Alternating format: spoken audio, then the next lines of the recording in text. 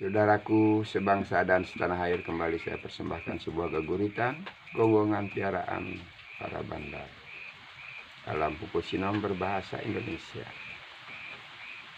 Menggonggong bila tak puas, keinginan tak terisi, sifat utama binatang persis piaraan anjing.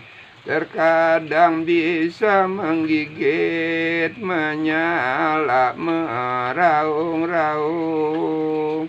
Ingin dapat perhatian dari tuannya sendiri, hanya patuh perintah pemberi makan. Ini kan selalu ada bila kita tidak bangkit dari terpuruknya moral, etika, budi pekerti. Kita telah disusupi agar Indonesia hancur. Dia ingin berkuasa, mengurasi si pertiwi demi untuk kepentingan para bandar.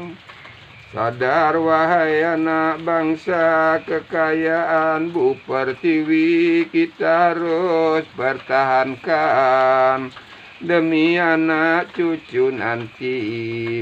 Walau ganti generasi, NKRI tetap utuh. Pancasila pertahankan sebagai ideologi pemersatu bangsa dan negara kita. Terima kasih.